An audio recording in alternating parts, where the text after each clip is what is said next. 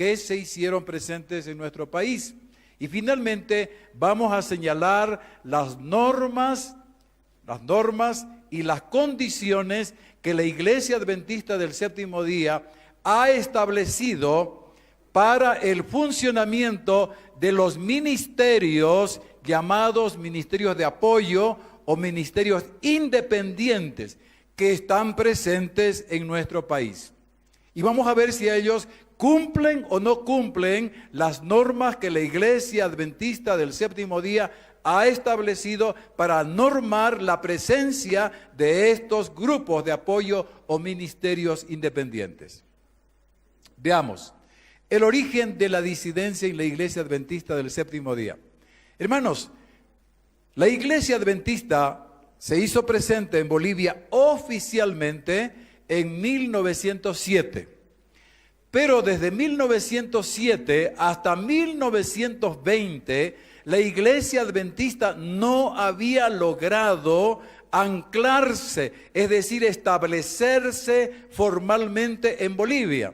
Empezaron aquí en Cochabamba 2 años, vino Fernando Estal, trasladó la sede a La Paz y estuvo 2 años en La Paz, se bautizaron como 4 o 5 personas y luego así fue creciendo muy lentamente, pero nunca la iglesia logró establecerse con todas las condiciones. Finalmente vino Ray Shepard de Perú, ayudante de Fernando Estal, y él logró establecer, ya ustedes saben la historia, eso sí ya es más conocido, establecerse en Rosario, la provincia Pacajes, allí en La Paz, y se estableció recién la iglesia.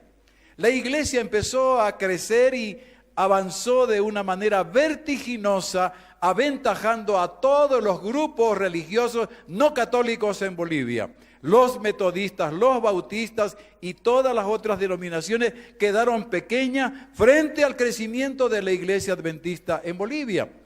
Pero miren, hermanos, ¿por qué les menciono este contexto?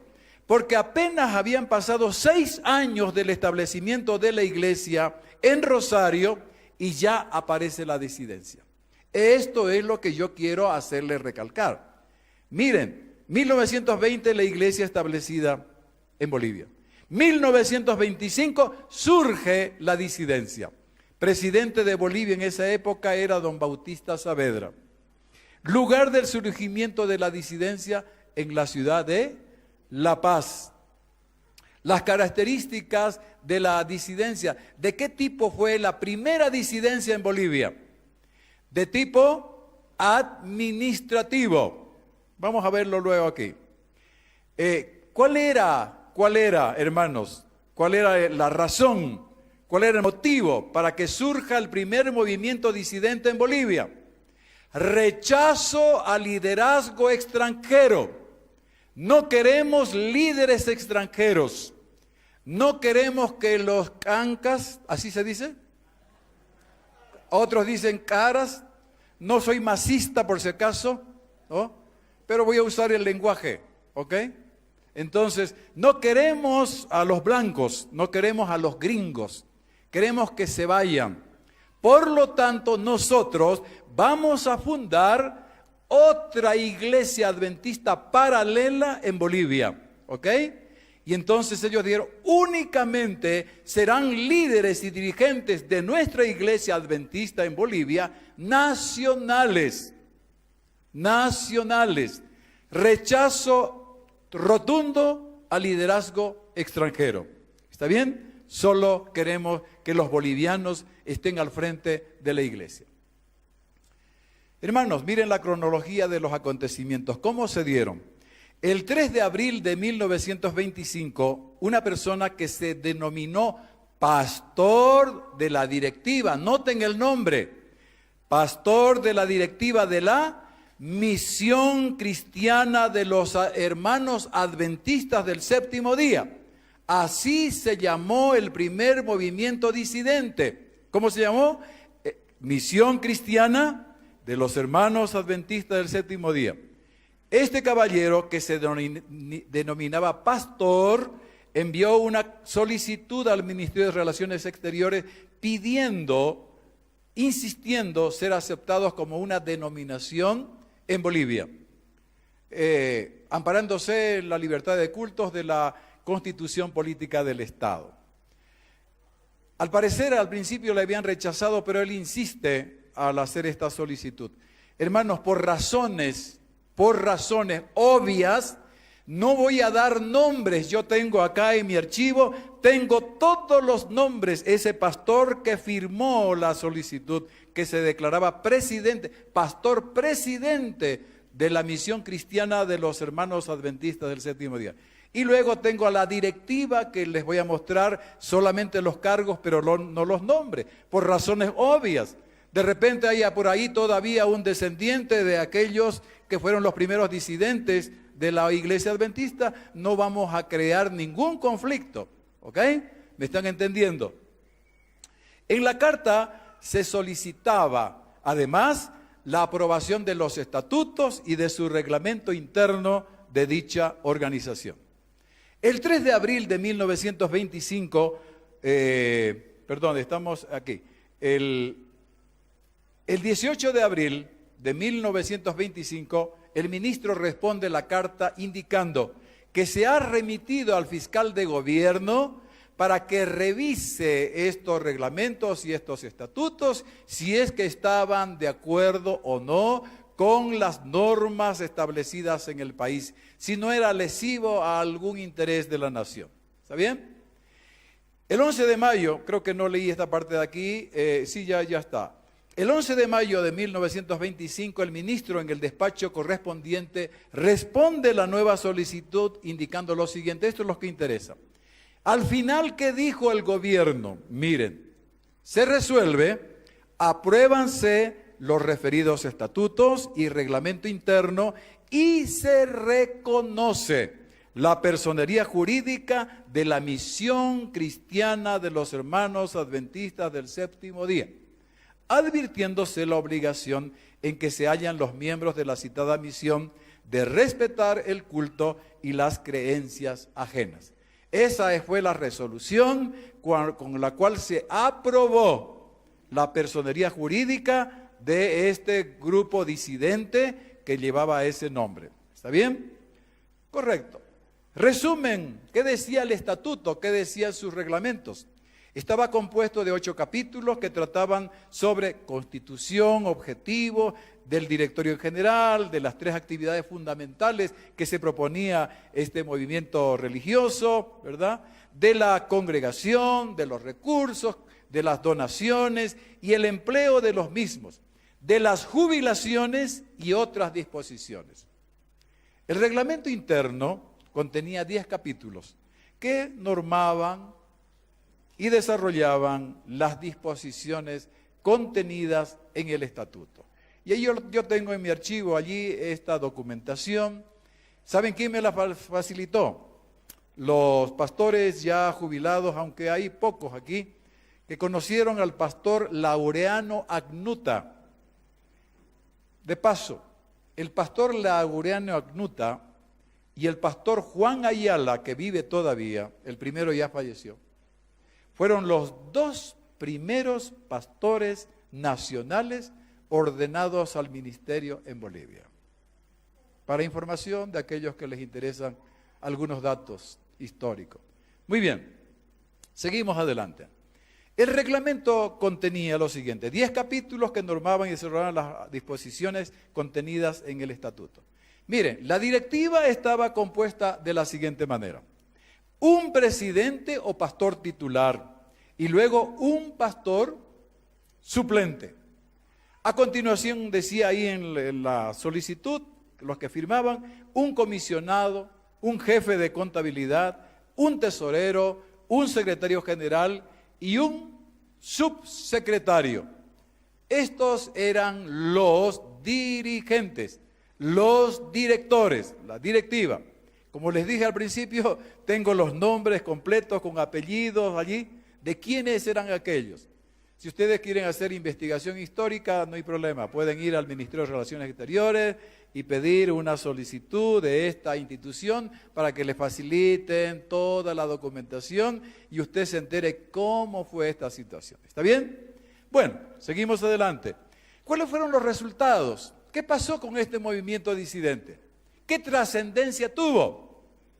No hubo mayor repercusión.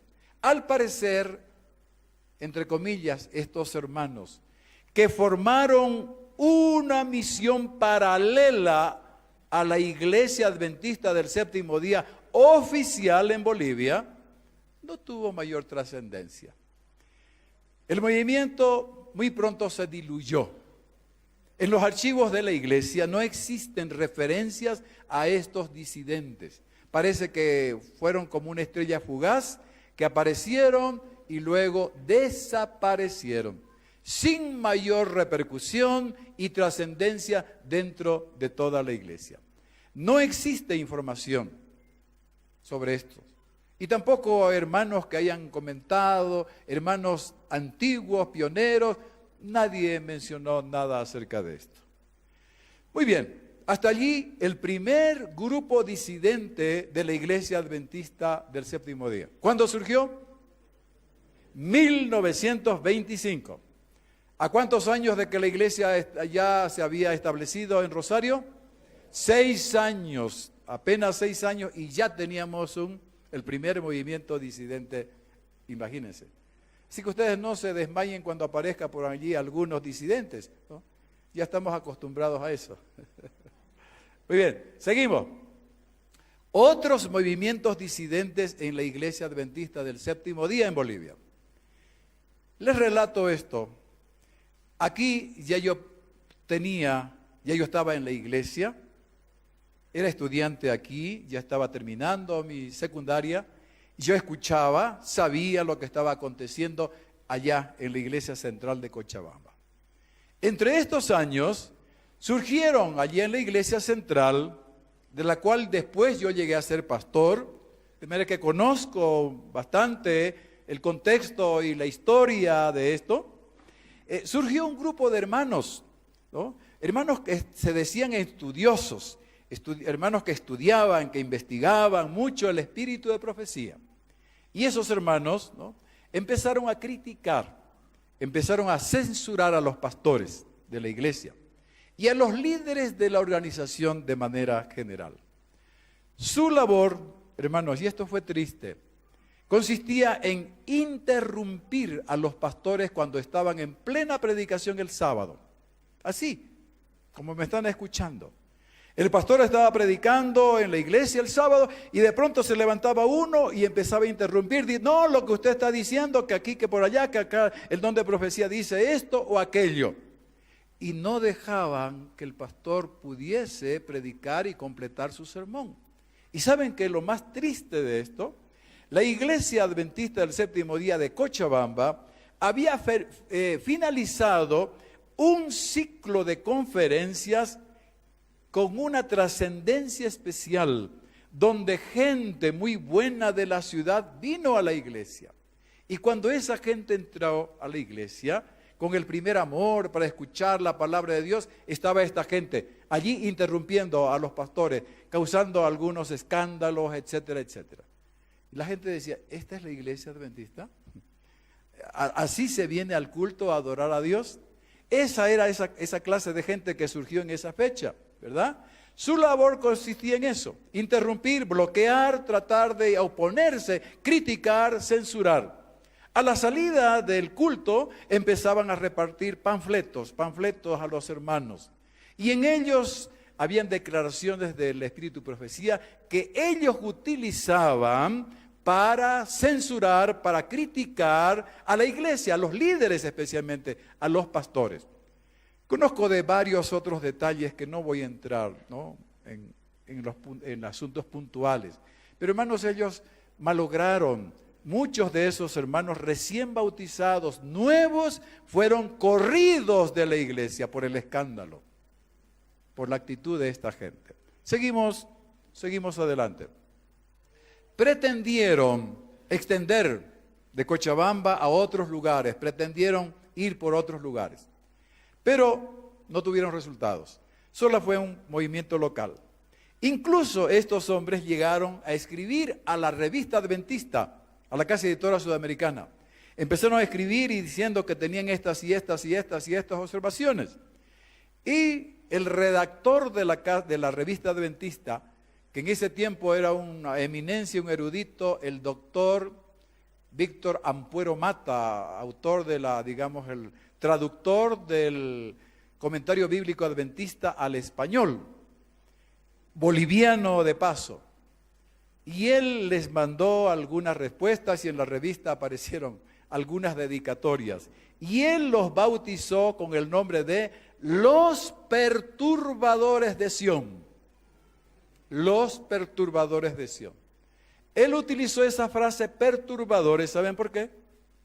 Porque si ustedes leen la carta a los Gálatas, Pablo le dice a los judaizantes, estos que os perturban, estos perturbadores que le quieren, no los dejan tranquilos a ustedes. Entonces los bautizó con ese nombre, los perturbadores de Sión. Tampoco estas iniciativas de estos, digamos, que estaban en camino a la disidencia, por decir así, no lograron mayor influencia dentro de la iglesia en todo Bolivia. Solo se circunscribió aquí a la iglesia de Cochabamba. Fue un fenómeno local. Pero ahora nos trasladamos a la disidencia del año 1997. Aquí también a mí, ahora sí, y lo que voy a decir lo digo con conocimiento de causa, porque a mí me tocó enfrentar la disidencia del año 1997, cuando estaba de administrador de la Misión del Oriente Boliviano. Así que lo que voy a decir lo digo con conocimiento de causa, porque yo participé, yo actué en ese tiempo. ¿Está bien?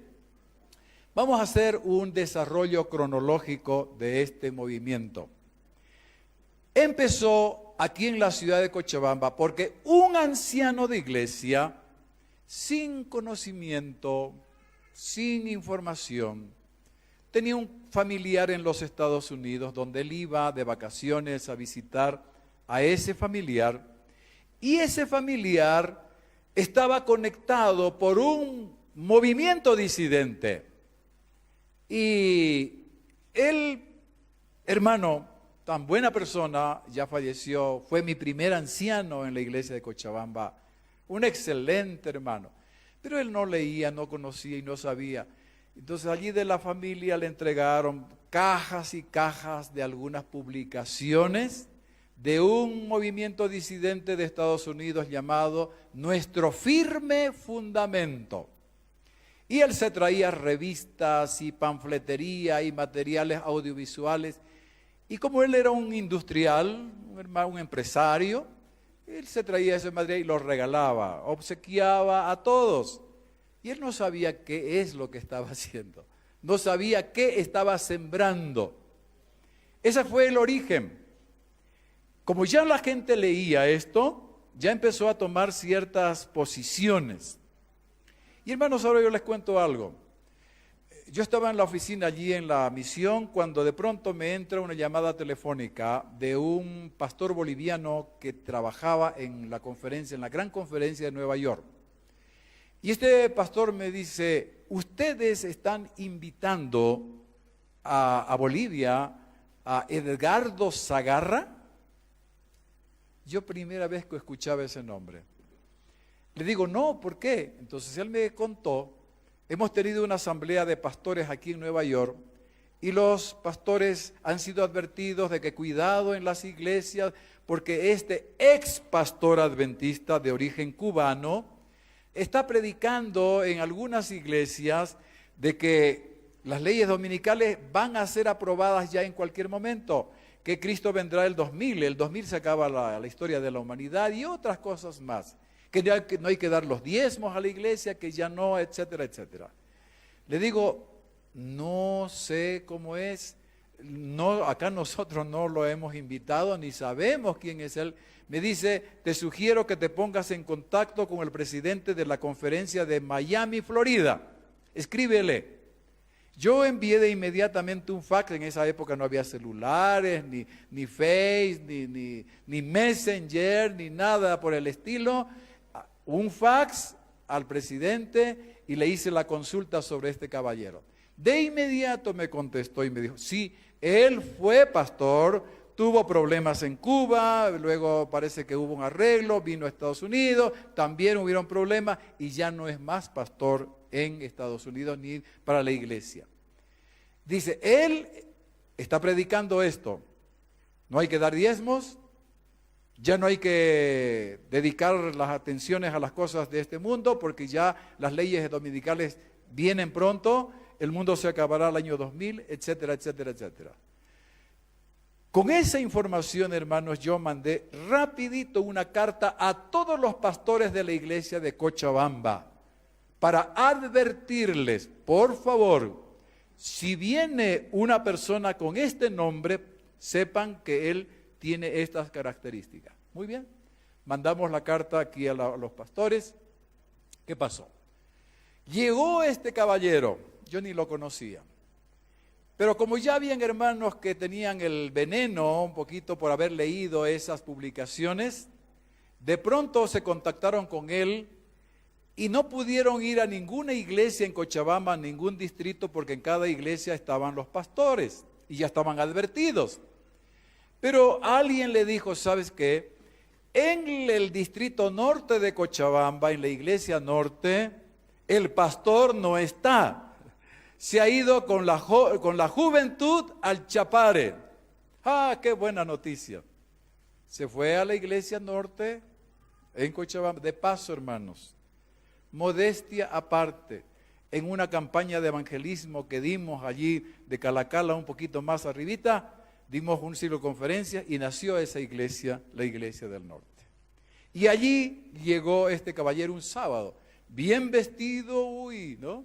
Y le dijo, hermano, bienvenido. ¿Quién es usted? Yo soy el pastor Edgardo Zagarra. Uy, pastor, bienvenido. ¿De dónde viene? Yo vengo de tal lugar, bla, bla, bla. Pastor, venga, ¿podría usted predicar? Claro que sí, con todo gusto. Predicó, hermanos, el sermón y les dijo a los hermanos, hermanos, miren, lean Daniel capítulo 12. Veamos los versículos 11 y 12. ¿Qué dice? Y empezó a explicarle. ¿Saben qué significa esto? ¿Qué significa Daniel 12, 11 y 12? Significa, hermanos, que la abominación ya está pronto para ser declarada. Y ya las leyes dominicales están en el escritorio de Bill Clinton, el presidente de ese tiempo de Estados Unidos.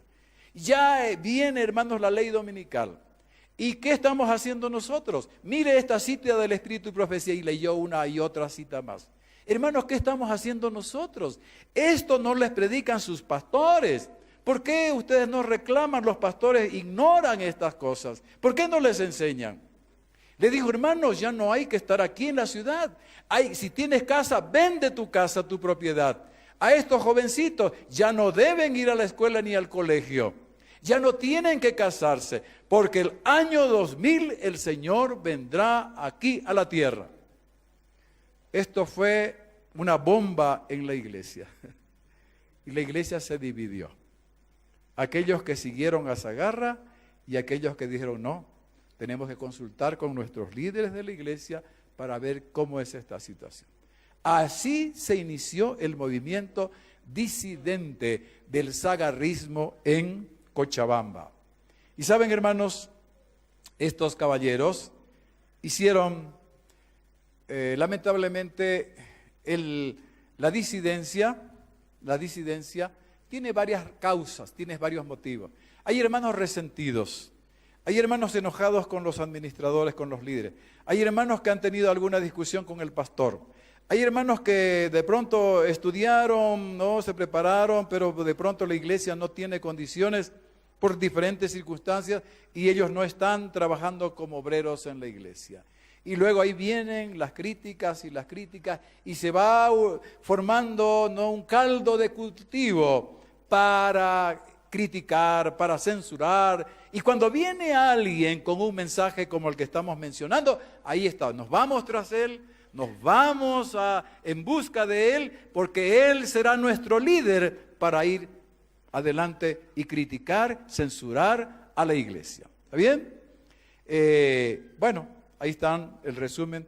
Los hermanos que se unieron a este movimiento fueron advertidos. Yo advertí a los pastores. Yo advertí, vinimos aquí a la iglesia de Cochabamba a hablar con el pastor, con su ayudante, para decir, hermanos, ¿qué van a hacer con estos hermanos que están en esta dirección?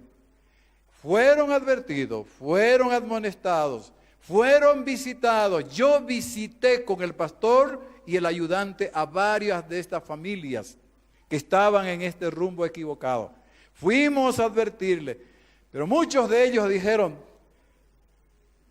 ya lo sabemos, ya sabemos todo esto. Y no se preocupe, ya nosotros sabemos lo que vamos a hacer. Cuando íbamos a ir a la siguiente visita, a la siguiente familia, nos llamaron. No vengan, por favor, porque ya sabemos lo que nos van a decir.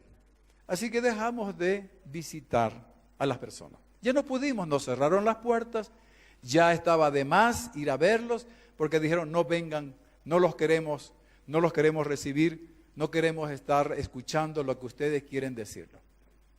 Y hermanos, por lo tanto, finalmente, después de seguir todo un proceso, finalmente fueron disciplinados. ¿Está bien? Resultados. Algunos de estos hermanos han retornado al redil y nos alegra eso. Y nos sentimos contentos. Porque los hermanos que se dieron cuenta, volvieron a la iglesia, están militando con la iglesia y están dando todo su apoyo al cumplimiento de la misión. Nos alegramos por eso. Otros, por distintas razones, todavía no lo han hecho. Y hay que orar por ellos. Hay que orar por ellos. Hay que pedir que el Espíritu Santo haga una obra de transformación y de cambio para lograr que ellos, que están congregados en algunas iglesias por ahí, retornen al redil y nos unamos todos en el cumplimiento de la misión. ¿Está bien? Hermanos, esta fue una situación muy dolorosa, muy triste. Enfrentar una situación de este tipo no es agradable, no es nada feliz. Sin embargo, el Señor nos dice que hay que hacerlo. Tenemos que enfrentarlo. Habrán consecuencias tristes, dolorosas, pero tenemos que enfrentar, hermanos, las crisis que vienen ante la iglesia. Y en este momento viene a mi memoria la visión que el Señor le dio a la señora Elena de White, cuando se levantó un hombre, un líder con una tremenda influencia, un hombre que tenía el apoyo de la iglesia adventista del séptimo día cuando la hermana White vivía.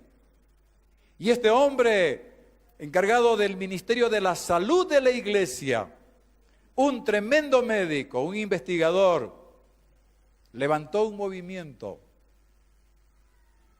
y que estaba dando lugar a la enseñanza del panteísmo. ¿Cómo enfrentarlo a este doctor? Una eminencia, un hombre que le estaba dando prestigio y renombre a la iglesia. ¿Cómo lo vamos a enfrentar? El Señor le dijo, le mostró a la señora White una visión. Y le mostró un barco y al frente un témpano de hielo. Y así como el barco va al témpano, el barco se puede destruir. Pero la orden era, enfrenta ese témpano que está allí, enfrenta. Que la iglesia ponga fin a esta situación. Se enfrentó, el témpano se partió y se deshizo y se hundió. Hermanos, hay situaciones en la iglesia que tenemos que tener las convicciones, el coraje, la valentía para poder enfrentar cosas de este tipo.